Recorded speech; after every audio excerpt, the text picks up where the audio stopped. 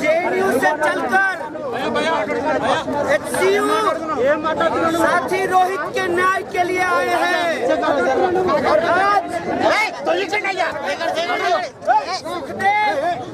और राजगुरु के शहादत दिवस पे यहाँ आए हैं।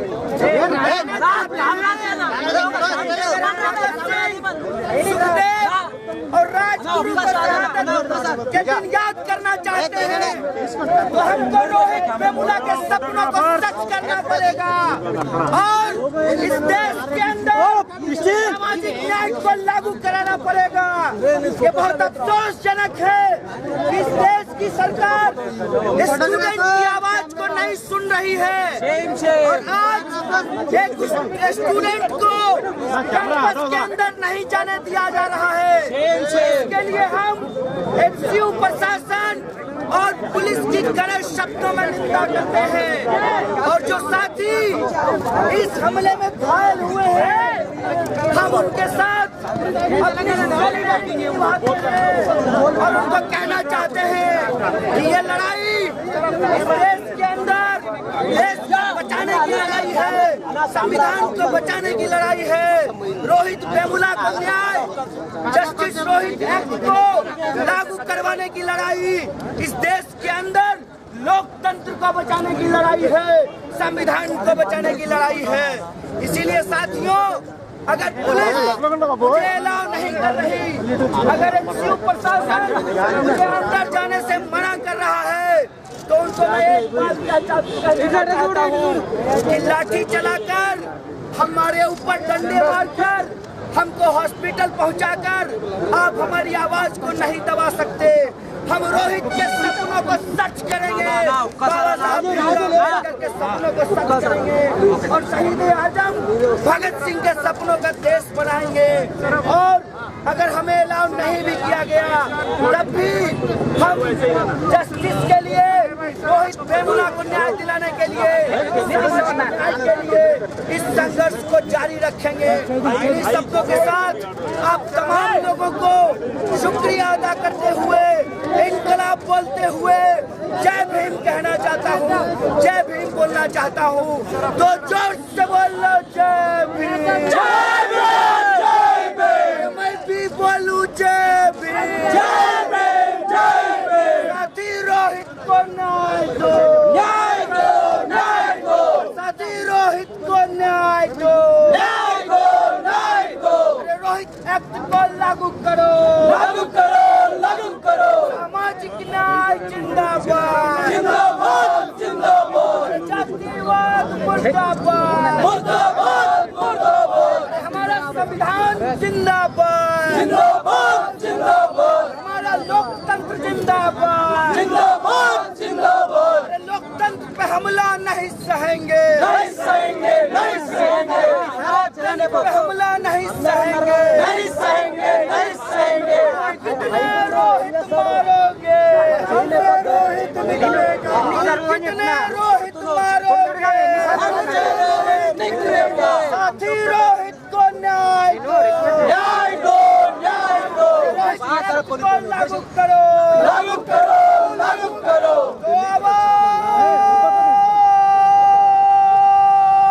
दो, अरे लड़ेंगे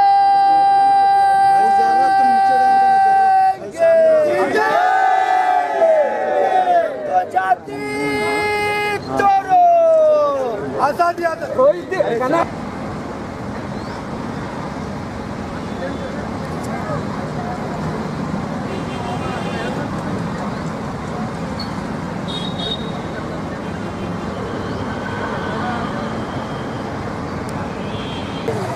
रमेश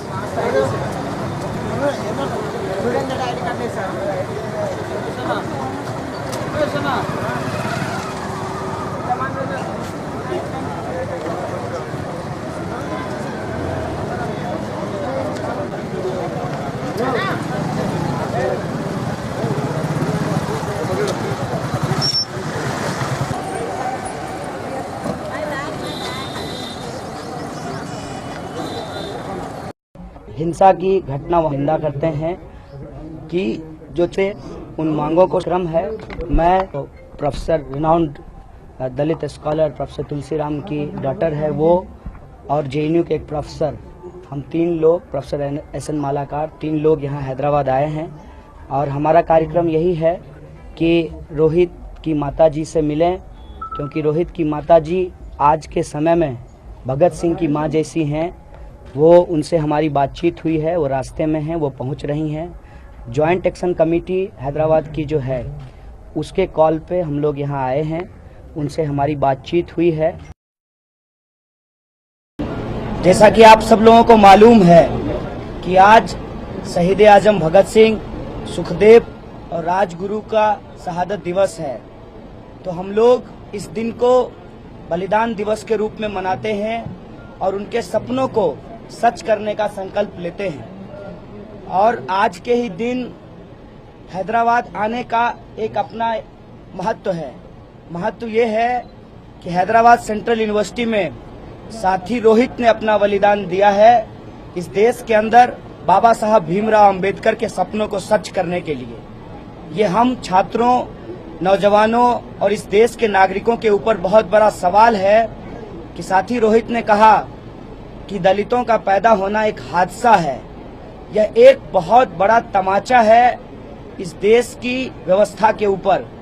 अगर हम इस देश को बेहतर करना चाहते हैं तो हमें यह तय करना पड़ेगा कि रोहित को जिन हालात में मौत को चुनना पड़ा वो हालात कैंपसेस के अंदर ना बने। इसीलिए साथी रोहित ने जो सपना देखा है सामाजिक न्याय को समाज के अंदर लागू कराने का, यूनिवर्सिटी में लागू कराने का, वो सवाल एक प्रोमिनेंट सवाल है। और इसी कड़ी में पिछले दिनों जब एचसीयू के अंदर आंदोलन चल रहा था तो मैं जेएनयू एसयू अध्यक्ष होने के नाते एआईएसएफ के दूसरे साथियों के साथ हैदराबाद सेंट्रल यूनिवर्सिटी गया था। वहां पर जो जेएससी थी उसके कोऑर्डिनेशन से दिल्ली के अंदर भी ज्वाइंट एक्शन कमेटी बनाया गया और उस ज्वाइंट एक्शन कमेटी ने दिल्ली के अंदर बहुत सारे आंदोलन किए। इसी दौरान सरकार ने बहुत साजिशन, बहुत ही चालाकी से रोहित के इश्यू को दबाने के लिए जेएनयू का इश्यू बनाया है। लेकिन ये हम तमाम लोग इस बात को समझते हैं कि हम अलग अलग होते हुए भी एक हैं इस देश को बचाने के सवाल पर, इस देश के अंदर न्याय को सुनिश्चित करने के सवाल पे। इसीलिए जेल से निकलते ही हमने तय किया था जेएनयू एसयू की तरफ से कि हम सबसे पहले हैदराबाद जाएंगे और दिल्ली के बाहर जो सबसे पहला विजिट होगा वो हैदराबाद का होगा।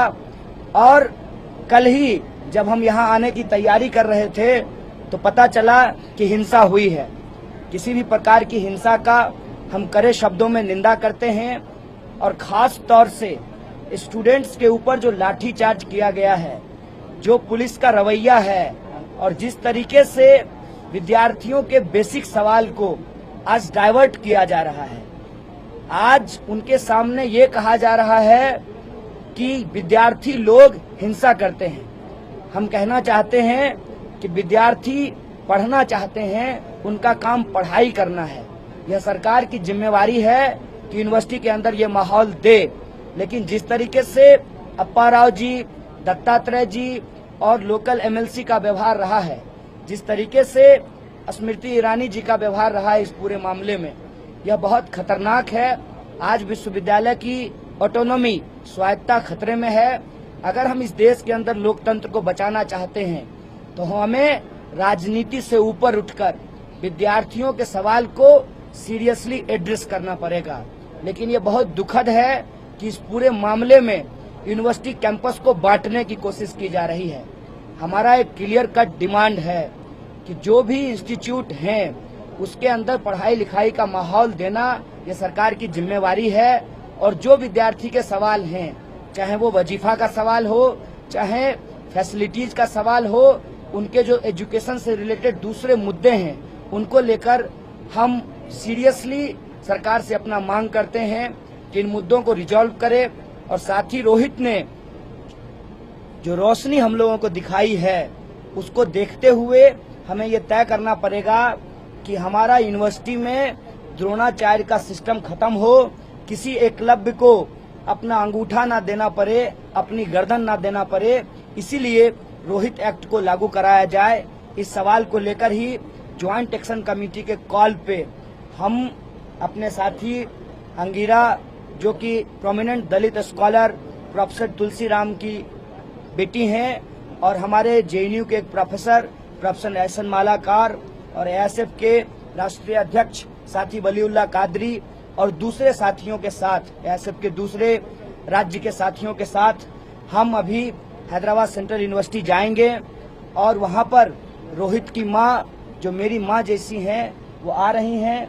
उनके साथ मिलते हुए हम यूनिवर्सिटी कैंपस जाने की कोशिश करेंगे। आप मीडिया कर्मियों के द्वारा पता चला है कि अप्पा राव जी कह रहे हैं कि आपको आने की इजाजत नहीं है, तो मैं उनको कह देना चाहता हूं कि आपको आने की इजाजत नहीं है, क्योंकि आपने जो एचसीयू को बनाया है वो कतई हम बर्दाश्त नहीं करेंगे। वाइस चांसलर का जो रोल रहा है रोहित वेमुला के केस में, जिस तरीके से उन्होंने व्यवहार किया है, वह बर्दाश्ते काबिल नहीं है, उसको बर्दाश्त नहीं किया जाएगा। वहाँ के स्टूडेंट अगर चाहते हैं कि कन्हैया एक छात्र प्रतिनिधि के तौर पर, एक छात्र के तौर पर यहाँ आए, तो मैं निश्चित तौर पे जाऊंगा और वहाँ पे उन्होंने जो पब्लिक मीटिंग रखा है उस पब्लिक मीटिंग को एड्रेस करूंगा। बहुत बहुत धन्यवाद।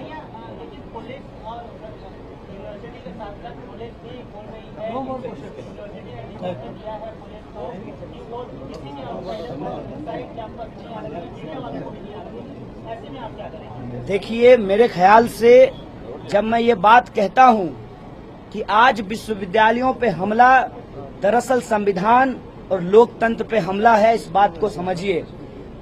हमारा सवाल है कि एक विद्यार्थी, एक दूसरी यूनिवर्सिटी का विद्यार्थी दूसरे कैंपस में क्यों नहीं जा सकता?